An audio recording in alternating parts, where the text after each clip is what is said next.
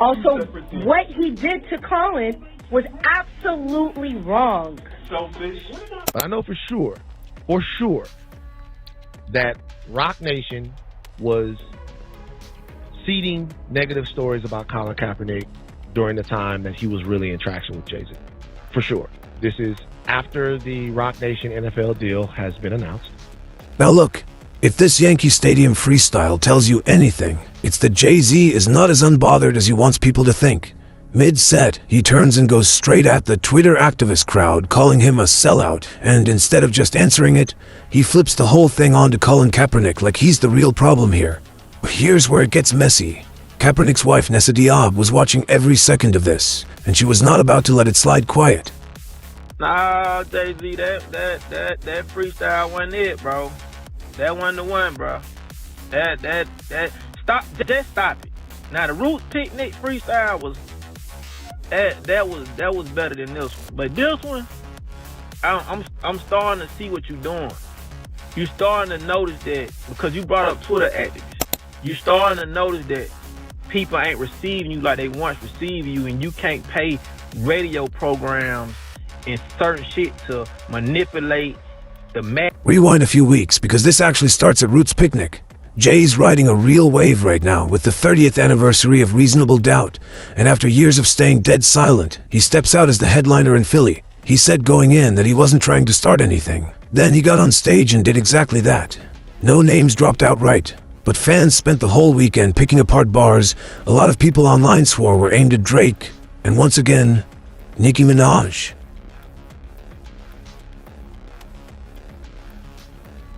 And this is the part people couldn't stop replaying. Jay also went after attorney Tony Busby, the lawyer behind the lawsuit, accusing him and Diddy of sexual assault.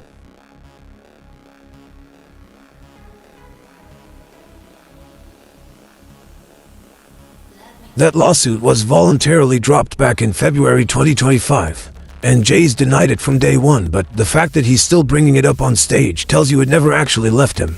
That Roots Picnic set left a lot of people confused about what he was even trying to prove.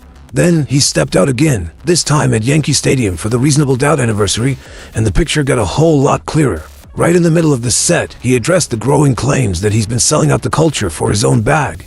Hey, don't get that target. No exclusive, they only doing what Apple and Walmart did. You shopping at Amazon or you boycott? You posting on Instagram? That's Meta, boy, stop it. Y'all know Google owns YouTube.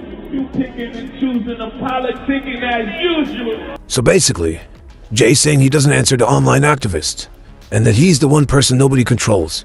Then he turns it right back on the community, pointing out that people are dragging him over the Target deal while still shopping on Amazon and posting on Meta-owned apps every day. Fair point to some fans, hypocritical deflection to others. The comment section was already split before he even got to the next line. But here's the bigger question, because this is where he really lost people.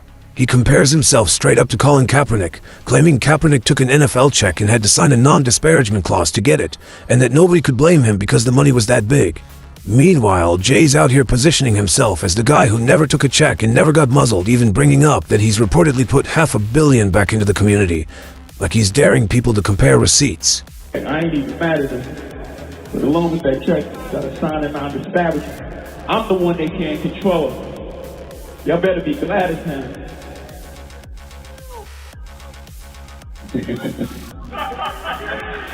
Yeah. I'm the one they can't control. You better be glad as him. $500 million back in the community. That's just good math for him. Here's the thing though, nobody asked Jay for this. Nobody was out here demanding a response. And that's exactly what makes this freestyle feel so telling. It shows he's been watching everything online just like the rest of us, and it shows his ego couldn't sit with people being done giving him a pass. Nessa's actually called this out before, way before this freestyle ever happened. Years back, she pointed out that Jay was fully behind Kaepernick's activism right up until the NFL cut him a check big enough to change his tune, and then suddenly it was all about moving past, kneeling, and focusing on ownership.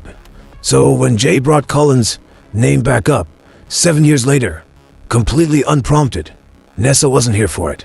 And judging by the replies under every clip of this freestyle, a huge chunk of the internet wasn't either. Once this hit social media, people didn't just react, they started fact-checking the actual bars. And that's where it falls apart. for Jay. According to TMZ Sports, there was never a non-disparagement clause anywhere in Kaepernick's 2019 settlement. None.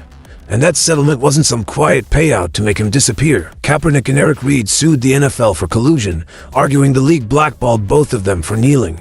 That case dragged through arbitration for over a year, and according to the Wall Street Journal, the real number ended up being less than 10 million total, nowhere close to the 60 to 80 million that got floated when the news first broke. So, no, he wasn't paid to sit down and shut up. And if you want proof there was never a gag order, just scroll his page. Kaepernick has spent years online calling out NFL teams for refusing to sign him. He's also stayed visible where it counts. Just this month, his Know Your Rights camp helped fund an independent autopsy for Nolan Wells, an 18-year-old whose family had serious questions about how he died on a trip to Mississippi, the same kind of support his organization gave Trey Reed's family back in the fall. That's the receipt side of this story. Jay's resume looks a little different these days. He's the one overseeing the NFL's Super Bowl halftime show now, and critics online have been quick to point out that path runs straight through the same league that kept Kaepernick unemployed for years. Then there's Brooklyn. Jay was one of the public faces used to help sell the Barclays Center project to the community back when it broke ground, and that project became one of the most criticized uses of eminent domain in New York City history, displacing hundreds of Fort Greene and Prospect Heights families while a lot of the promised affordable housing still hasn't been built. His Target partnership has drawn similar backlash, with critics calling it hard to square against the whole "I never sold out" message. Then in March, Jay sat down for a rare GQ cover story and actually got candid, talking about feeling heartbroken and describing uncontrollable anger over the lawsuit, and explaining why he backed Kendrick over Drake for the Super Bowl stage. But here's what people picked up on almost immediately. The interview never once brought up Diddy. Not the friendship, not the years of photos side by side, not the conviction. Whether that silence was Jay's call or the magazines, the internet noticed it instantly, and the furies haven't stopped since. Look, nobody's saying you can't still play the music, but critics keep pointing to the same gap between the For the Culture branding and moves like Barclays, the NFL partnership, and now this. Even people defending Jay tend to admit the timing on this one is rough, bringing Kaepernick's name up 7 years later, completely out of nowhere, on a stage built to celebrate his own legacy. So here's the real question the comments can't agree on. Is Jay actually trying to clear the air? Or is this a man who can't stand watching the narrative slip out of his hands? And does any of this even touch him long term? Or is Beyoncé still doing enough heavy lifting to keep the brand untouchable no matter what he says? Let us know where you land in the comments. Hit like if this broke it down for you, and subscribe so you don't miss the next one.